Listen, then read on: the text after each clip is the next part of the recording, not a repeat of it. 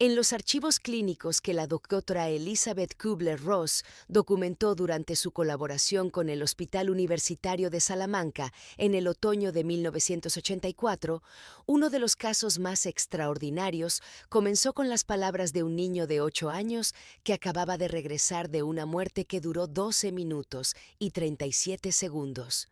Pablo Hernández Robledo había sido alcanzado por un rayo mientras jugaba al fútbol en el patio de su casa en un pueblo de la Sierra de Francia, y su corazón había dejado de latir antes de que su cuerpo tocara el suelo. Durante ese periodo crítico, los esfuerzos desesperados de su padre, un médico rural que aplicó RCP durante más de 10 minutos, parecían completamente inútiles. El electrocardiograma portátil que traía siempre en su maletín registró una línea plana durante casi todo el tiempo de reanimación. Las pupilas del niño estaban fijas y dilatadas. La piel había adquirido el tono grisáceo de la muerte. Cuando Pablo despertó en la UCI del Hospital Universitario de Salamanca 3 días después, sus primeras palabras dejaron a todos los presentes sin aliento. «Papá, he conocido a tu hermano, el que murió en la guerra antes de que tú nacieras. Se llama Ángel y tiene una cicatriz en la frente. Me dijo que te dijera que la bicicleta roja está enterrada debajo del nogal». El padre de Pablo, el doctor Tomás Hernández, sintió que el suelo desaparecía bajo sus pies. Su hermano Ángel había muerto en 1938 durante la Guerra Civil, cuando un obús impactó cerca de la casa familiar. Tomás no había nacido hasta 1942. Nadie en la familia hablaba jamás de Ángel. No existían fotografías suyas. Y la bicicleta roja, el regalo de cumpleaños que Ángel nunca llegó a estrenar porque murió 3 días antes de recibirla, había sido enterrada por su madre en el jardín, bajo el nogal, como una tumba simbólica para un niño cuyo cuerpo nunca fue recuperado. La doctora Elizabeth Kubler-Ross, que se encontraba en España investigando casos de experiencias cercanas a la muerte en niños, fue contactada inmediatamente por el equipo médico del hospital. Capítulo 1. Origen del caso. La Sierra de Francia es un territorio de montañas antiguas y pueblos de piedra dorada que parecen haber detenido el tiempo. Enclavada en el sur de la provincia de Salamanca, esta comarca ha sido durante siglos refugio de tradiciones que el resto de España olvidó hace generaciones. Sus habitantes, gente dura y reservada, viven según ritmos que poco tienen que ver con la modernidad que avanza imparable en las ciudades. Miranda del Castañar, con sus murallas medievales y sus calles empedradas, es uno de los pueblos más hermosos de la sierra. Aquí nació y creció Pablo Hernández Robledo, hijo único del médico del pueblo y de una maestra de escuela que había llegado de Salamanca capital 20 años atrás. El doctor Tomás Hernández era una institución en la comarca. Llevaba más de 3 décadas atendiendo a los vecinos de Miranda y de los pueblos cercanos, recorriendo caminos de tierra en su viejo Land Rover para llegar a masías aisladas donde ancianos y niños lo esperaban como quien espera a un salvador. Era un hombre serio, de pocas palabras, con unas manos enormes que parecían incapaces de delicadeza, pero que habían traído al mundo a cientos de bebés y habían cerrado los ojos de cientos de moribundos. Su esposa, Lucía Robledo, enseñaba en la escuela del pueblo desde que llegó, recién licenciada, en 1964. Se había enamorado del médico viudo que la atendió cuando cayó enferma de gripe aquel primer invierno, y se había quedado en Miranda para siempre, renunciando a las oportunidades que la ciudad podría haberle ofrecido. Pablo había llegado tarde a sus vidas, cuando ya no esperaban tener hijos. Lucía tenía 42 años cuando descubrió que estaba embarazada, y Tomás, 54. El niño fue recibido como un milagro, un regalo inesperado que llenó de luz una casa que había conocido demasiada soledad. Desde pequeño, Pablo mostró una curiosidad insaciable por todo lo que le rodeaba. Preguntaba constantemente, exploraba cada rincón del pueblo, coleccionaba piedras y hojas y bichos con la pasión de un naturalista en miniatura. Era un niño alegre, sociable, querido por todos los vecinos que lo veían crecer como si fuera hijo de todo el pueblo. Pero había algo más en Pablo, algo que sus padres notaban sin atreverse a nombrar. A veces, el niño se quedaba mirando fijamente a un punto vacío de la habitación, como si viera algo invisible para los demás. A veces hablaba de el señor de la ventana o la señora del jardín, personas que nadie más podía ver. Son amigos imaginarios, decía Lucía, queriendo tranquilizarse. Todos los niños los tienen. Pero Tomás, que había visto demasiadas cosas extrañas en sus décadas de medicina rural, no estaba tan seguro. Capítulo 2. La primera señal. El 15 de septiembre de 1984 amaneció con nubes de tormenta sobre la sierra de Francia. Era sábado y Pablo no tenía colegio. Había desayunado temprano con sus padres y luego había salido al patio trasero de la casa, un amplio terreno con frutales donde su padre había instalado una portería improvisada para que el niño practicara sus tiros. Tomás estaba en la consulta, atendiendo a los pocos pacientes que venían los sábados por la mañana. Lucía corregía exámenes en la cocina, echando de vez en cuando un vistazo por la ventana para asegurarse de que Pablo estaba bien. La tormenta se acercaba rápidamente, pero las tormentas de septiembre eran habituales en la sierra y nadie les prestaba demasiada atención. Lucía pensó en llamar a Pablo para que entrara, pero el niño estaba tan absorto en su juego, chutando el balón una y otra vez contra la portería, celebrando cada gol con los brazos en alto, que no quiso interrumpirlo. Fue un error que la perseguiría el resto de su vida. A las 11:47 de la mañana, un rayo cayó sobre el nogal centenario que crecía en el centro del patio. La descarga eléctrica, de una potencia estimada en más de 300 millones de voltios, no alcanzó directamente a Pablo, pero la corriente que se propagó por el suelo húmedo lo golpeó con una fuerza devastadora. El niño cayó fulminado, sin un grito, sin un gemido. Lucía oyó el estruendo del trueno y miró por la ventana justo a tiempo para ver cómo su hijo se desplomaba sobre la hierba mojada. Por un segundo, su mente se negó a procesar lo que estaba viendo. Luego, el horror la invadió como una ola helada. «Tomás, Tomás, ven rápido». El grito atravesó las paredes de la casa y llegó hasta la consulta, donde Tomás estaba tomando la atención a un anciano del pueblo. El médico reconoció el tono de su esposa, el tono de quien ha visto algo terrible, y corrió hacia el patio sin siquiera disculparse. Lo que encontró allí le heló la sangre. Capítulo 3. Revelación profunda. Pablo yacía inmóvil sobre la hierba, con los ojos abiertos y vidriosos, la piel de un color grisáceo que Tomás había visto demasiadas veces en su carrera. El olor a quemado flotaba en el aire y las suelas de goma de las zapatillas del niño humeaban levemente. Tomás cayó de rodillas junto a su hijo y buscó el pulso en el cuello. Nada. Acercó el oído a la boca del niño buscando el más mínimo soplo de respiración. Nada. No, no, no, no, no. La voz de Lucía era un gemido animal que se mezclaba con el rugido del trueno. Pero Tomás no tenía tiempo para el pánico. 35 años de medicina habían forjado en él unos reflejos que funcionaban incluso cuando su corazón se rompía en 1000 pedazos. Comenzó la reanimación cardiopulmonar con una precisión mecánica que desmentía el terror que sentía por dentro. Compresiones torácicas, respiración boca a boca, compresiones, respiración, el ritual desesperado de intentar arrancar a la muerte lo que ya se había llevado. «Llama a emergencias», gritó a Lucía sin dejar de trabajar, «y tráeme el maletín de la consulta». Lucía corrió hacia la casa, tropezando, cayendo, levantándose, movida por un instinto de supervivencia que no tenía nada que ver con ella misma y todo que ver con su hijo. Los minutos se convirtieron en una eternidad. Tomás seguía comprimiendo el pecho de Pablo, seguía insuflando aire en sus pulmones, negándose a aceptar lo que los signos le decían.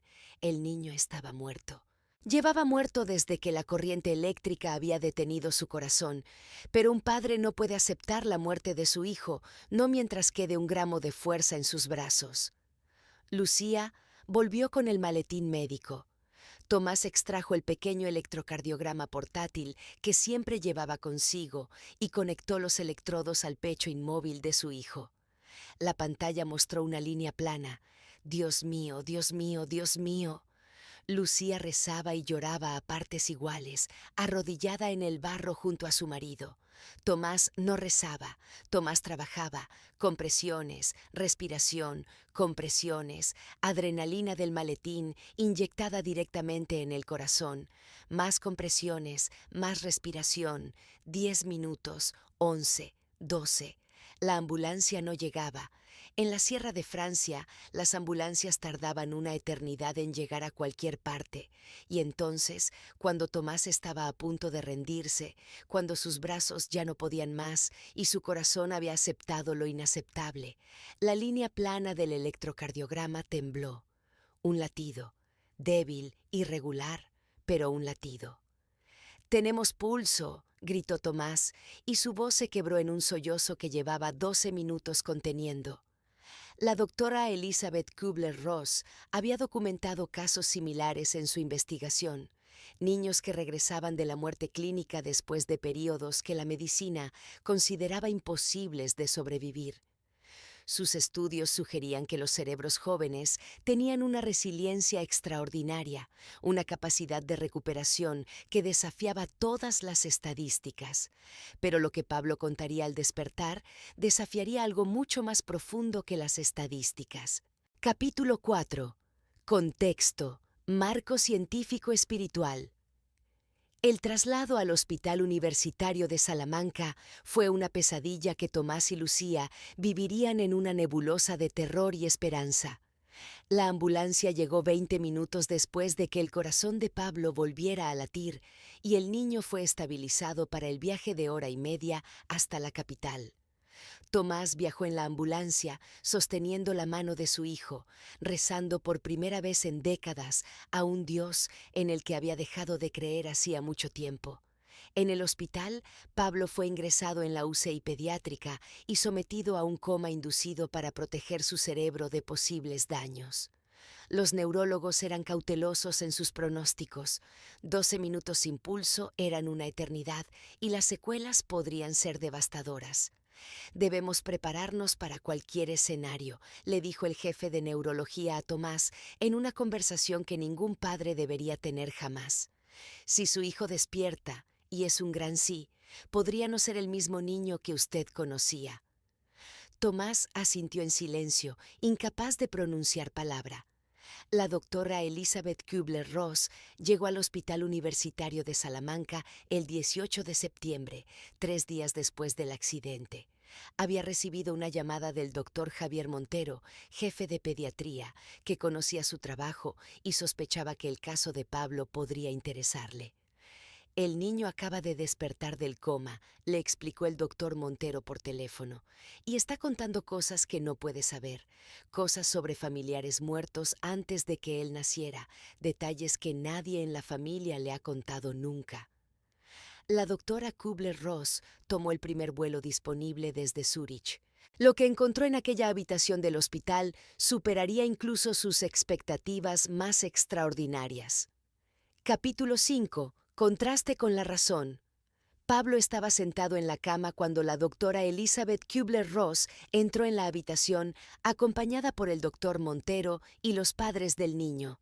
A primera vista, parecía un niño normal de 8 años, algo pálido y ojeroso por la experiencia vivida, pero con los ojos brillantes y una expresión de serenidad que resultaba impropia de alguien que acababa de regresar de la muerte. «Hola, Pablo», dijo la doctora Kubler-Ross, sentándose junto a la cama con la calidez que caracterizaba su trato con los niños. «Me han dicho que tienes historias muy interesantes que contar». Pablo la miró con una atención que resultaba casi incómoda. «Usted también ha estado allí», dijo el niño, «en el sitio de luz, lo veo en sus ojos». La doctora Kubler-Ross sintió un escalofrío. Era la segunda vez en su carrera que un niño le decía algo así. La primera había sido Esperanza, en Madrid, un año antes, y la precisión de aquella observación seguía desarmándola. «¿Por qué dices eso?», preguntó, genuinamente curiosa. «Porque las personas que han estado allí brillan de una manera especial, como si llevaran un poquito de esa luz dentro. Usted brilla mucho, señora». La doctora intercambió una mirada con Tomás, que observaba la escena con una mezcla de asombro y aprensión. Luego se volvió hacia Pablo. «Me gustaría que me contaras lo que viste cuando estuviste en ese sitio de luz. ¿Podrías hacer eso?». Pablo asintió con naturalidad, como si le pidieran que describiera un paseo por el parque. «Primero me caí cuando vino el rayo», comenzó. «Me dolió mucho, pero solo un momento. Luego dejó de doler y salí de mi cuerpo. Me vi a mí mismo en el suelo, con papá apretándome el pecho. Vi a mamá llorando. Vi todo desde arriba, como si volara». Hizo una pausa, buscando las palabras adecuadas. «Luego vino una luz muy bonita, como el sol, pero sin quemar, y me llevó por un camino que era como un túnel, pero lleno de colores. Al final del camino había un campo muy grande, con árboles y flores, y un río que brillaba, y allí estaba él».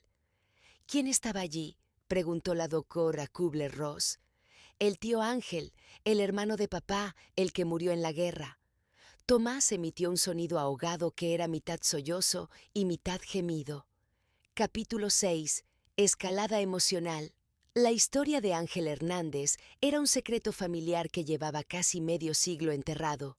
Tomás había nacido en 1942, 4 años después del fin de la Guerra Civil. Su hermano mayor, Ángel, había muerto en 1938, cuando un obús republicano cayó cerca de la casa familiar en Miranda del Castañar. El niño tenía 10 años. Su cuerpo nunca fue recuperado de los escombros. Los padres de Tomás nunca superaron aquella pérdida. La madre enloqueció de dolor y murió pocos años después, sin haber vuelto a pronunciar el nombre de su hijo mayor. El padre se encerró en un silencio que duró hasta su muerte en 1975. Ángel se convirtió en el fantasma que nadie mencionaba, la herida que nunca sanó. Tomás creció sabiendo que había tenido un hermano, pero nada más. No existían fotografías, habían sido destruidas en el mismo bombardeo. No se contaban historias, no se visitaba ninguna tumba porque no había tumba que visitar. «¿Cómo era el tío Ángel?», preguntó la doctora. Kubler-Ross a Pablo, consciente de la importancia de verificar los detalles. «Era un niño mayor que yo, pero no mucho. Tenía el pelo oscuro como papá y los ojos muy verdes. Llevaba una camisa blanca con un agujero en el codo y tenía una cicatriz aquí». Pablo se señaló la frente, justo encima de la ceja izquierda, de cuando se cayó de un árbol. Tomás se dejó caer en la silla junto a la cama de su hijo, incapaz de sostenerse en pie. «La cicatriz», murmuró. «Mi padre me contó una vez, solo una vez, que Ángel se había caído de un nogal y se había abierto la frente. Fue lo único que me contó de él en toda su vida». «El tío Ángel me contó muchas cosas», continuó Pablo, ajeno al terremoto emocional que estaban provocando sus palabras.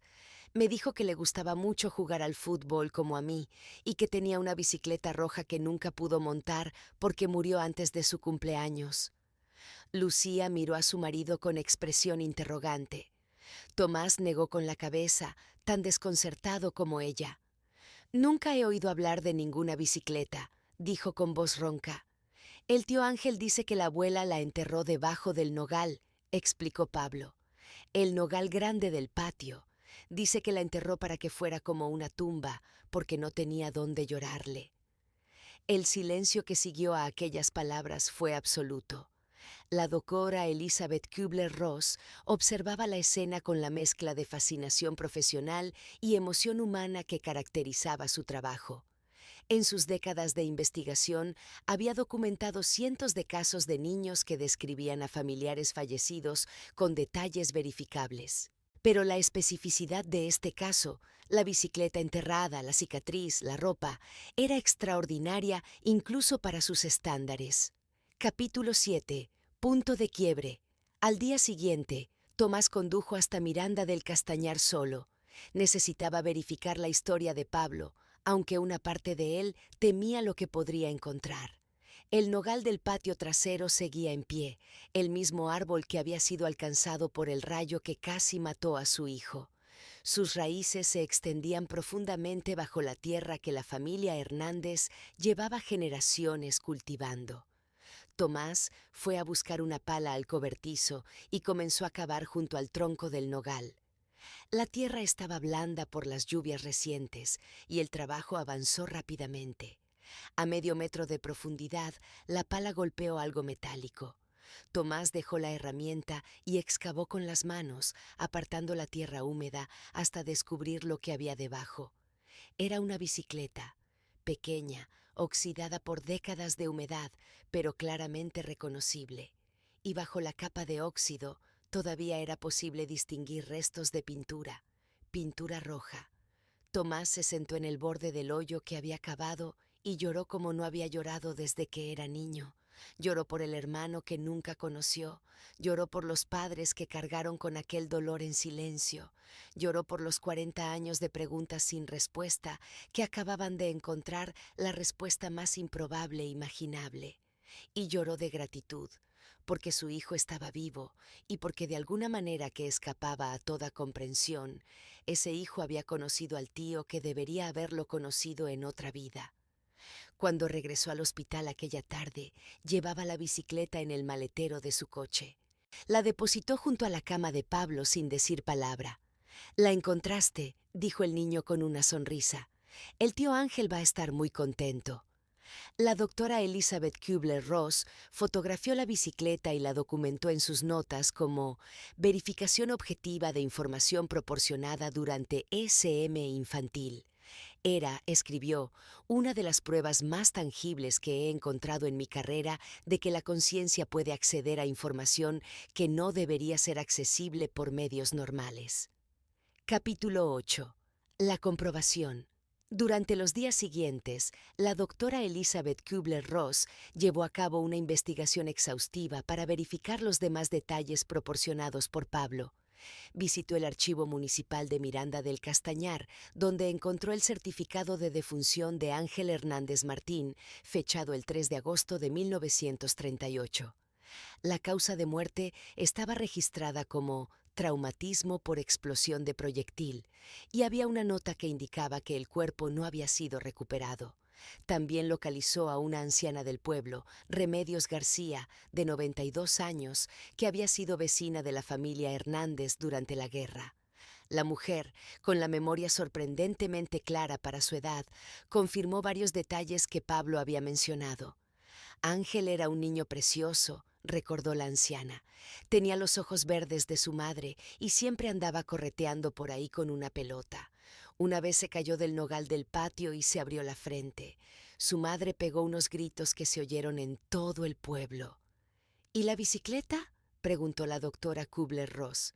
Remedios asintió lentamente. Su padre le había comprado una bicicleta roja para su cumpleaños. El niño la había visto en la tienda y no paraba de hablar de ella, pero murió 3 días antes de cumplir los 11 años. Nunca llegó a montarla. ¿Sabe qué pasó con esa bicicleta? La madre la enterró en el jardín, dijo Remedios, con los ojos húmedos por el recuerdo. Después del bombardeo, cuando aceptó que su hijo no iba a volver, cavó un hoyo debajo del nogal y la enterró allí. Decía que al menos tendría un sitio donde ir a llorarle. La doctora Elizabeth Kubler-Ross documentó este testimonio como verificación independiente de la información proporcionada por Pablo. En sus notas escribió: «El caso de Pablo Hernández representa uno de los ejemplos más sólidamente verificados de información veridical obtenida durante una experiencia cercana a la muerte infantil». El niño proporcionó detalles específicos sobre un familiar fallecido 46 años antes de su nacimiento, detalles que han sido confirmados por registros históricos y testimonios de testigos vivos. Capítulo 9. La transformación. Pablo fue dado de alta del hospital a finales de septiembre, 3 semanas después del accidente. Los neurólogos no encontraban explicación para su recuperación. 12 minutos sin pulso deberían haber causado daño cerebral severo, pero todas las pruebas indicaban que la función neurológica del niño era completamente normal. Mejor que normal, según algunos indicadores. Pero los cambios más profundos no eran los que podían medirse con escáneres y electroencefalogramas. Pablo había vuelto diferente.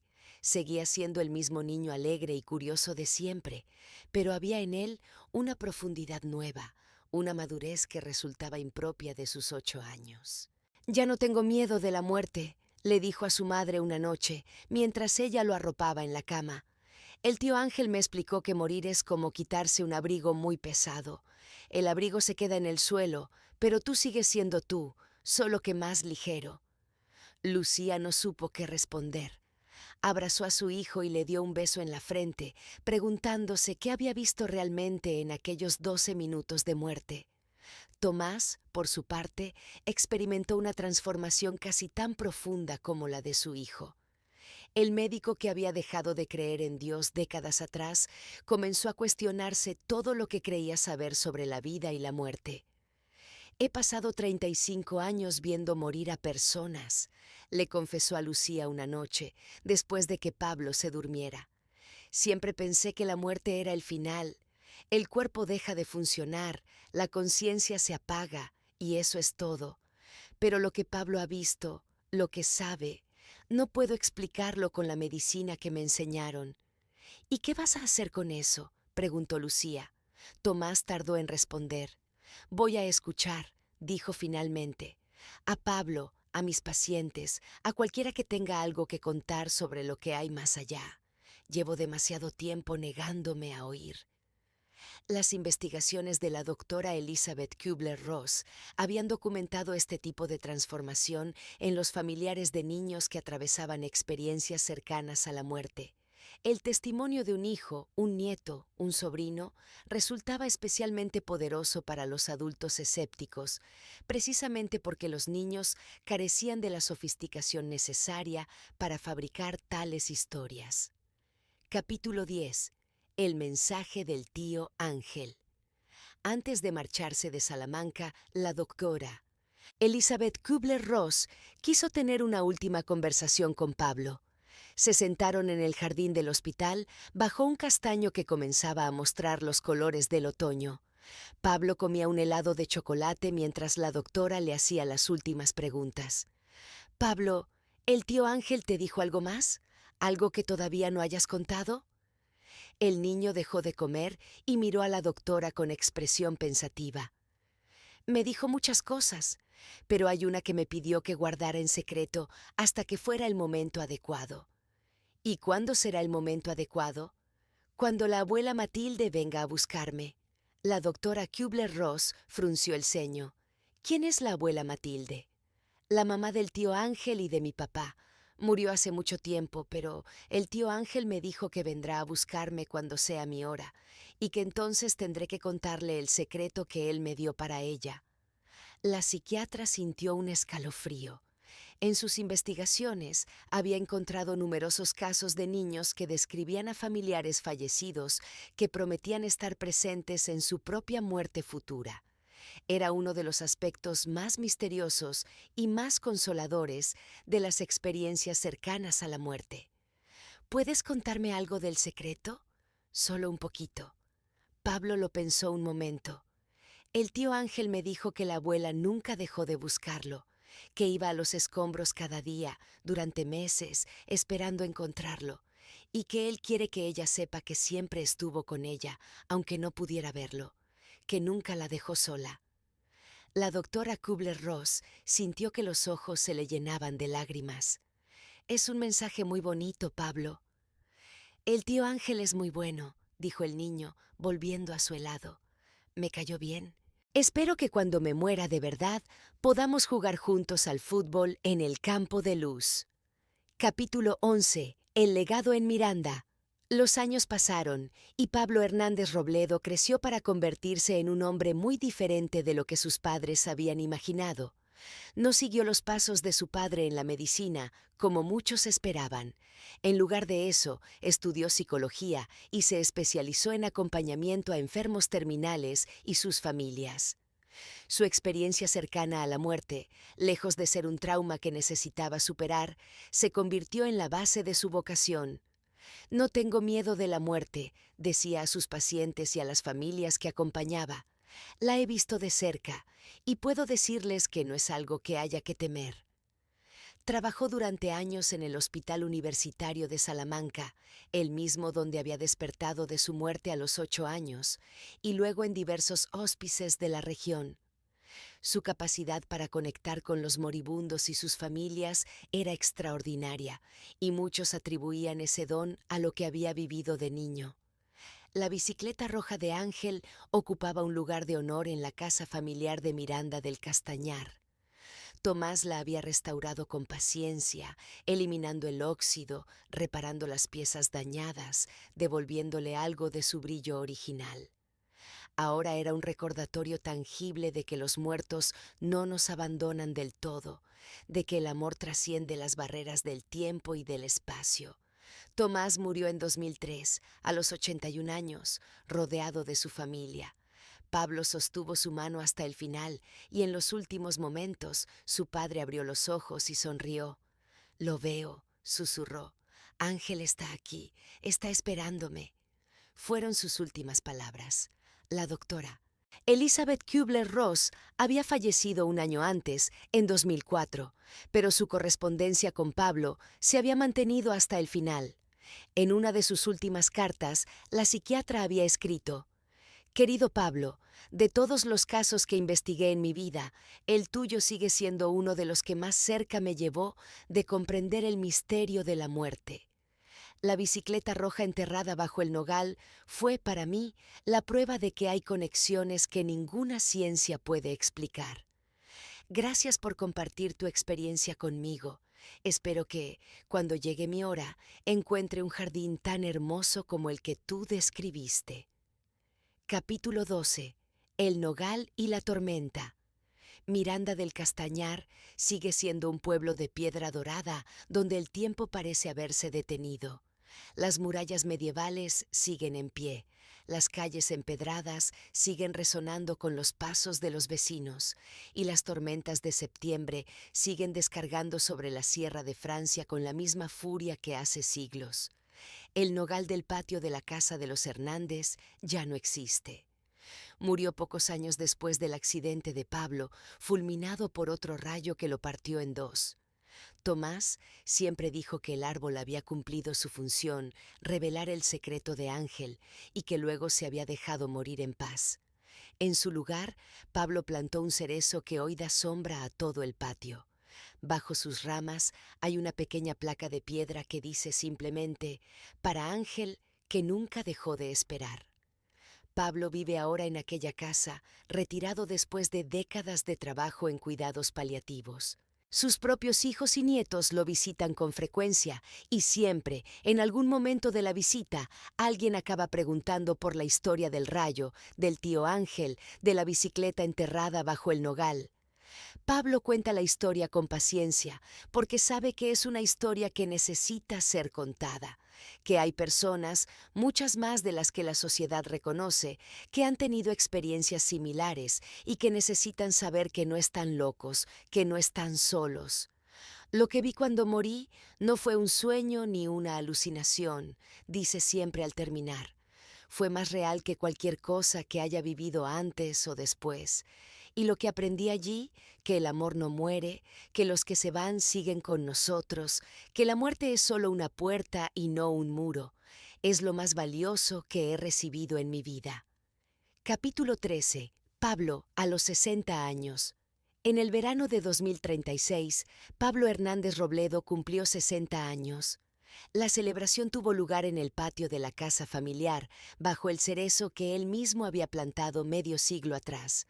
Acudieron sus hijos, sus nietos, vecinos del pueblo, antiguos colegas del hospital, amigos de toda la vida. Alguien había colgado fotografías en las ramas del cerezo. Pablo de niño, Pablo de joven, Pablo con su esposa el día de su boda, Pablo sosteniendo a cada uno de sus nietos recién nacidos. Y entre las fotos, discretamente colocada, había una imagen que pocos reconocían. Un niño de ojos verdes con una cicatriz sobre la ceja, vestido con una camisa blanca. ¿Quién es ese?, preguntó una de las nietas pequeñas, señalando la foto. Pablo sonrió y la tomó en brazos. Es el tío Ángel, mi tío abuelo. Murió hace mucho tiempo, antes de que naciera siquiera tu abuelo. Pero yo lo conocí. ¿Cómo lo conociste si murió antes de que nacieras? Pablo miró hacia el cielo azul que se extendía sobre la sierra de Francia. Es una historia muy larga, pequeña, pero te la contaré si quieres. Es la historia de un rayo, un nogal, una bicicleta roja y un niño que fue a un lugar de luz y conoció a alguien que llevaba mucho tiempo esperándolo. La niña asintió con entusiasmo y Pablo comenzó a contar la historia que llevaba más de 50 años contando. La historia de cómo murió un día de septiembre, de cómo conoció al hermano de su padre en un jardín lleno de luz, de cómo trajo un mensaje y un secreto del otro lado. Y mientras contaba la historia, el cerezo susurraba sobre sus cabezas y la brisa de la sierra traía un aroma de hierba mojada y flores silvestres que Pablo conocía bien. Era el mismo aroma del jardín de luz. Final. Resolución filosófica. Las tormentas siguen rugiendo sobre la sierra de Francia cada septiembre, como han rugido durante milenios. Los rayos caen sobre los nogales centenarios, sobre los tejados de piedra, sobre los campos donde los niños ya no juegan al fútbol porque se han marchado a las ciudades. Pero de vez en cuando, en algún pueblo perdido entre montañas, una madre mira por la ventana y ve caer la tormenta y reza para que ninguno de sus hijos esté fuera. Pablo Hernández Robledo sabe que algún día volverá al jardín de luz. Sabe que el tío Ángel lo estará esperando, esta vez para quedarse. Sabe que habrá un campo infinito donde jugar al fútbol y un río que brilla y flores de colores que no existen en este mundo. No tiene miedo. Nunca ha tenido miedo desde aquel día de septiembre de 1984, cuando un rayo le paró el corazón y le abrió una puerta que la mayoría de los mortales no atraviesan hasta el final de sus días. La doctora Elizabeth Kubler-Ross escribió que los niños que experimentan la muerte y regresan vuelven con un regalo para los vivos, la certeza de que el amor es eterno, de que los vínculos que forjamos en esta vida trascienden la muerte física, de que lo que llamamos el final es solo el comienzo de algo que nuestras mentes limitadas no pueden comprender. Pablo ha llevado ese regalo consigo durante más de medio siglo. Lo ha compartido con cada paciente moribundo que ha acompañado, con cada familia que ha consolado, con cada persona que ha necesitado escuchar que la muerte no es algo que haya que temer. Y cuando llegue su hora, cuando la abuela Matilde venga a buscarlo, como Ángel le prometió hace tantos años, Pablo tendrá un mensaje que entregar, un secreto que ha guardado pacientemente, esperando el momento adecuado. Porque la muerte, como el rayo que cayó sobre el nogal de Miranda del Castañar, no destruye lo que toca, lo transforma.